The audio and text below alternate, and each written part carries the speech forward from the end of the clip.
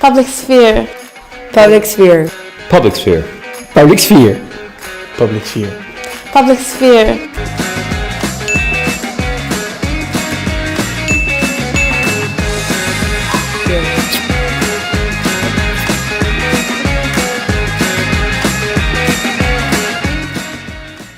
Public sphere!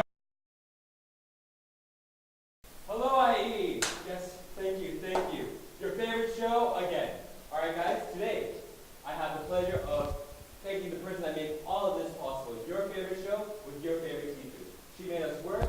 Please, everybody, give a warm round of applause for Marta, Garcia, Okay. Please. Welcome. Thank you. Please take a seat. My pleasure. No, it is our pleasure to finally interview you. Please sit It's down. my pleasure being here in public sphere. It is. I mean, So we've always long wanted it. waiting for this moment to happen. And now it's your moment to shine. Yes, Marta. oh my God. And now, so let's begin. How exciting. So before we begin, we know you, but tell us, what do you do in IE? I try to teach you guys how to communicate and learn basic skills for multimedia reporting and economy of corporations as well, media corporations in the first semester, although you might have already forgotten about that. Media corporations. Did you remember it? Of course we have. Good, then you might have learned something. Yeah, we have. Well, not a lot of people know this, but you do a lot of, you're a teacher, a professor in IE, but you also report, you're a journalist, correct? Yeah, I also try to do that. So what is journalism like nowadays? Because, I mean, we all know that with technology, with the internet, reading and writing is not the same. So what is your view on that? Honestly, Yeah. it's such a mess. Really? It is. Journalism now, it's really a mess. It's probably like trying to sell horses at the beginning of the 20th century when people started to have cars. It's it's not like horses are going to disappear or anything. We still have horses. You just have to invent a new need for it. True. And don't misunderstand me, journalism is going to be needed everywhere in the future as much as it is now, or as much as it was 100 years ago. However, So you think we'll never we have to reinvent it. No, it has to change to survive. People need to be informed. Yeah. If we want to live in a free, democratic world, we need information, and we need people to give that information, people we trust. What was your youth, besides journalism and writing, since you told us, but what's beyond that? What else do you like besides writing? Traveling. Traveling. Traveling and meeting exciting people. That's probably one of the best parts of my job as a journalist, also as a professor. Get to travel and get to meet interesting people. It's not only about telling stories, it's also about getting those stories. And to get good stories, you need to get to know interesting people, and interesting people are everywhere. And it's great to have the power or the position to ask questions without, having a reason for it. It's like with this perfect excuse, I'm a journalist, I can ask you this. That's something I love about this profession. You're supposed to ask questions, and as you know, probably already, I love questions. A crazy place, a crazy country that will always made an impact on you, that you traveled to. I've learned a lot from every single place I've lived in, and I've traveled to. You lived in? Yes. So wait, where have you lived? When I was studying, I had the opportunity to live in Paris, as I did my Erasmus there. You lived in Paris? Yeah, I lived in Paris for a year. It was a wonderful, tough experience, because Paris, from the films, it's always a beautiful city. Nobody teach you how hard can it be for a Mediterranean person to live in a place with no sun. As a student, I had no money at all. Paris is an expensive city. It is, which made it more harder. But I remember I had this card, unlimited card, to go to the cinema as many times as you want. The only place I could go without spending money. And I remember I learned a lot of French and by just watching French movies, because it was a warm, free place to sit for a couple of hours. So and I learned a lot.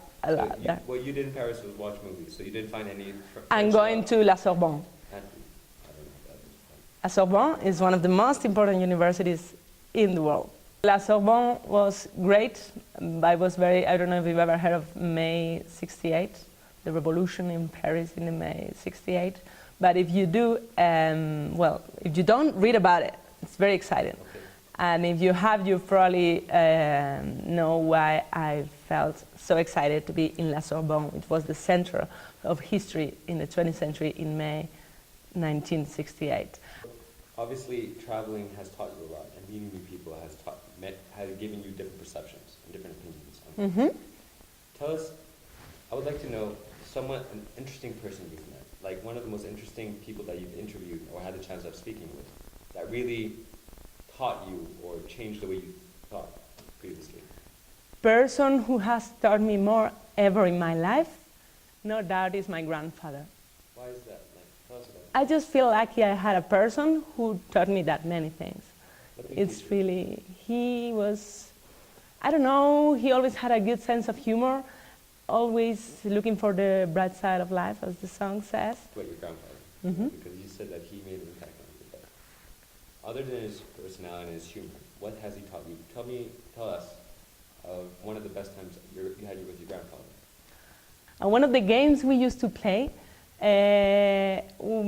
definitely opened my eyes to the world and probably make me the person I am now.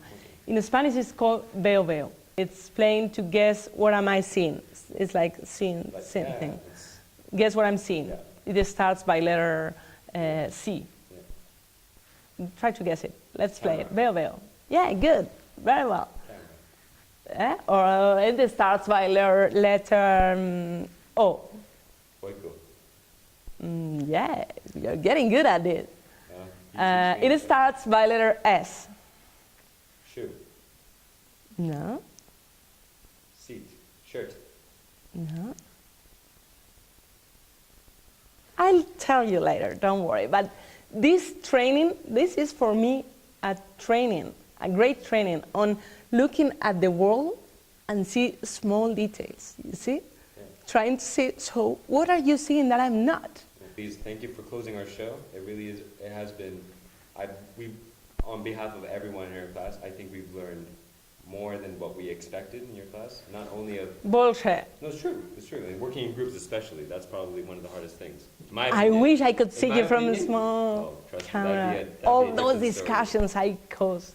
That'd be a different story. I hope I haven't broken any friendship so far. Nearly. Oh my God, that's a lot of responsibility. Are you blaming me for that too? The only person we can blame is ourselves. No, come on, blame me as much as you can. Why you're the professor? That's why professors are Our for. grades are still not out yet, so this is why, you know. Ladies and gentlemen, boys and girls, i.e., please give a round of applause for Marta, Garcia, Ayer.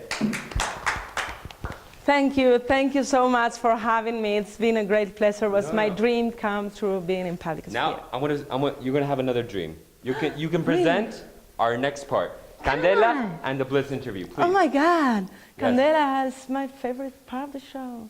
Sorry, Pablo. No, I didn't mean that. I don't take it in the wrong way. It's just the Blitz part when the students speak. Everybody's waiting for this to happen. Wait a second, and you're gonna see something amazing. Candela, let's go to the Blitz. Public sphere. Public sphere. Public sphere. Public sphere. Public sphere. Public sphere.